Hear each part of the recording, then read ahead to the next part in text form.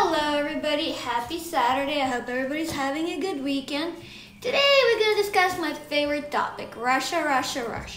So what is happening? There's been a lot in the news for the past week pertaining Russia and how Russia is applying the new laws pertaining journalists and as far as inciting hate and everything like that and foreign agents.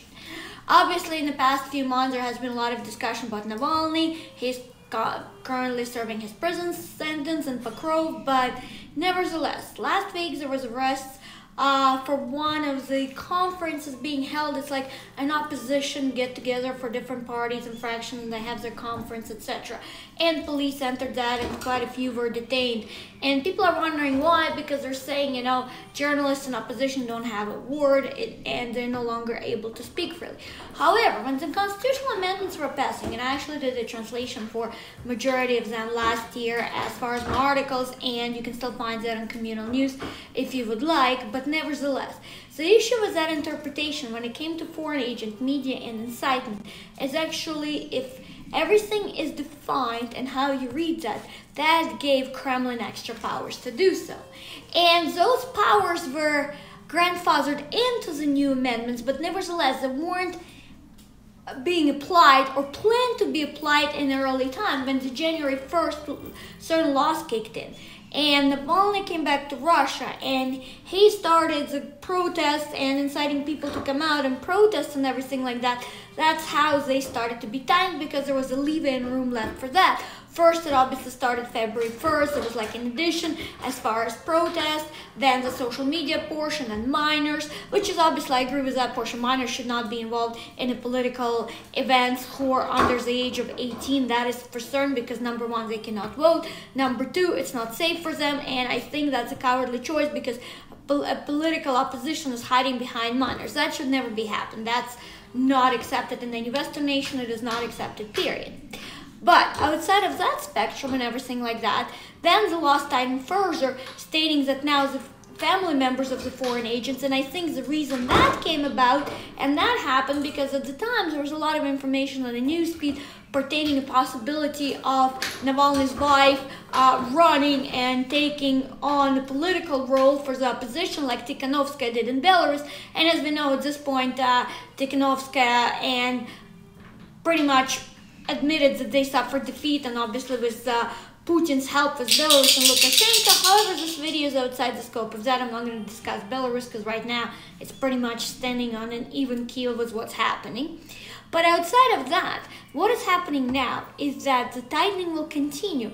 And what is the West doesn't realize, and even a recent interview when Biden called Putin a killer, of course, and Russia responded immediately. Some of it was actually memes, some of it was sarcasm. Putin responded wishing Biden good health and everything like that. There wasn't any type of official statements being made, even though Biden stated that. But I think what will happen, the more West pushes on sanctions and additional circumstances against Russia, what will happen, Russia will tighten within themselves. And I do believe that Kremlin has a plan every time the West pushes Russia with any type of sanctions or any type of issues occurring. Immediately what will happen is that Russia will tighten within eventually until there's be a new style of Iron Curtain. Of course, soon there'll be digital Iron Curtain in Russia. I have no conundrums about that. That will happen. How fast it will happen remain to be seen. Thus far, fines are being implemented. I think eventually, possibly, Twitter will be gone. Facebook, possibly. And I think because Russia has alternative to Facebook, which is Kentucky. And as far as YouTube is concerned, this would be an interesting one, because right now Russia does not have an alternative to YouTube or their own developed platforms. That doesn't exist. Telegram is popular, even though it had tensions with the Kremlin. Now it's clearly complied, and Telegram is becoming very popular. Obviously, Clubhouse is popular, but that's an audio, and you can find me on Clubhouse as well. I'm there under CK_Criticulus. You can follow me on there. My first podcast is coming out this Tuesday coming up, so I would invite everybody to subscribe and listen. It will be, of course, Russia, geopolitics, political news, and the same type of content I post here, except in more detail, and it is a podcast model. In addition, I find that I think the next step will be, as far as tightening in journalists, I think soon enough, any journalist in Russia that obtains any foreign source, being it from Poland or anything like that, they will have ramifications. Because as we know, there's also some jailings under treason for former journalist who was obviously ended up getting a job in Roscosmos, which I think was a setup, but nevertheless, he's still in custody, and as you know, with treason charges, they're not going to go away easily, and he will be spending prison term, and he's also not allowed any visitations. So what is happening at the end of this month in April? I believe after the last comment about Biden, even though everybody took it calmly in Kremlin, there'll be additional works as far as how Russia going to handle the West. There is a high ratio too that Russia will cut off a lot of dealings with the EU as it stands. There's also very highly possible and likely that the next April and May we'll see a lot of new laws come out in Russia that journalists will have even more censorship.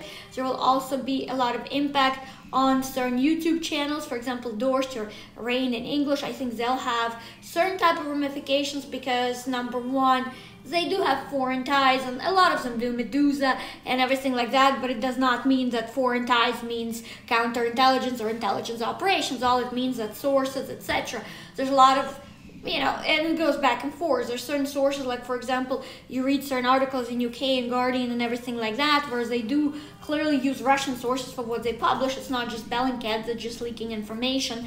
Overall, I also think there'll be additional exposés done by Bellingcat in the next months or two, because I think they seem to time them perfectly. So I think even though now Navalny is serving prison terms, they'll be doing more and more exposés on people close to Kremlin.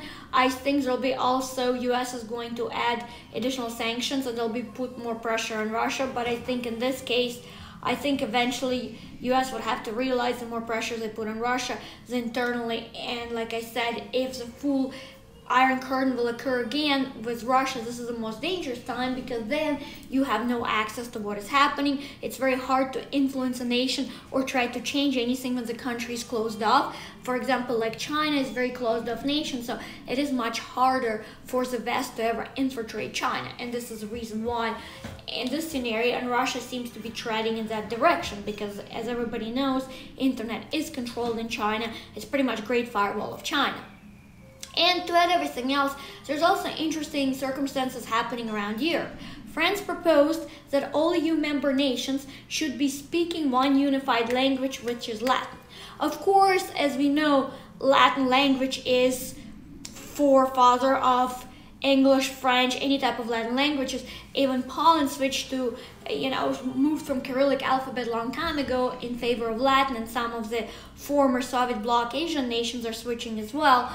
That one, of course, I don't understand that portion of it, but I guess it will be in line more with the West and separate from Russia. I'm not really sure why the Cyrillic alphabet is being phased out there. But nevertheless, that shows two things.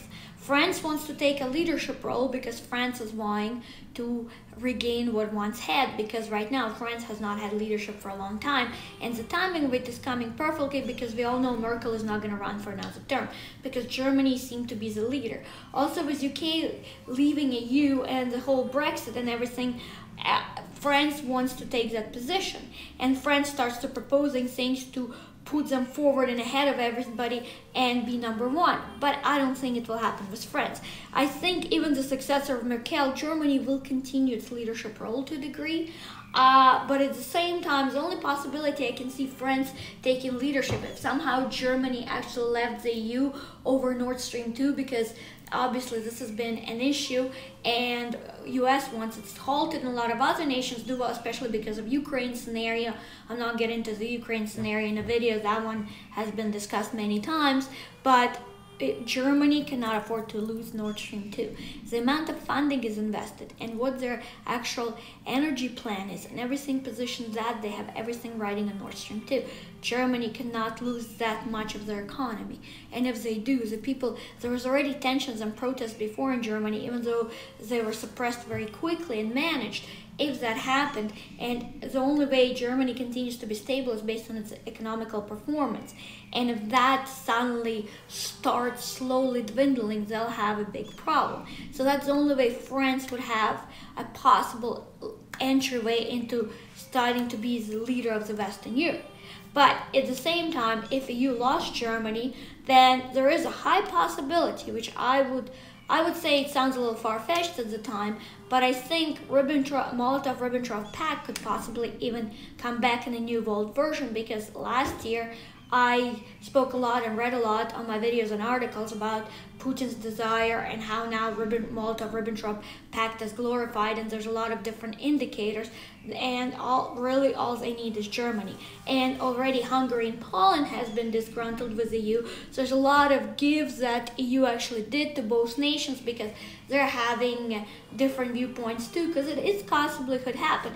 Even though, I mean, it's highly unlikely at this point, but history does tend to repeat itself. And every century there is a division, there's wars, there's always something happening. And like you go from each century, and every time there was a dictator each century, and every time there was changes and there's atrocities. And for example, even though Erdogan is dying to restore Ottoman Empire, and he has been clipped now because with Biden, he will not be able to move forward. Russia is a serious contender, but nevertheless, he tried on many angles, including getting involved in Nagorno-Karabakh, their interest in Libya, Syria. There's a lot of different things going on geopolitically. However, I think this year will also set the tone how the geopolitical balance will play out, because with Biden in power now, US in a different stage now that it was under Trump, there's no longer as much of a nationalistic agenda.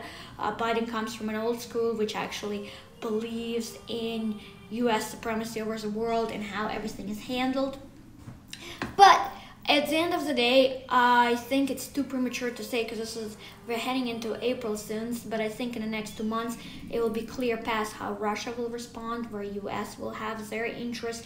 There's also a lot going on with Israel, and quite a few different factors that would actually be trendsetters, if you can put it this way, in geopolitical agenda for the next couple of years. Please click like, please subscribe to my channel. I would like to have a discussion, would love to hear everybody's opinions, of course. You can also follow me on Clubhouse, which is CK_Caticulus.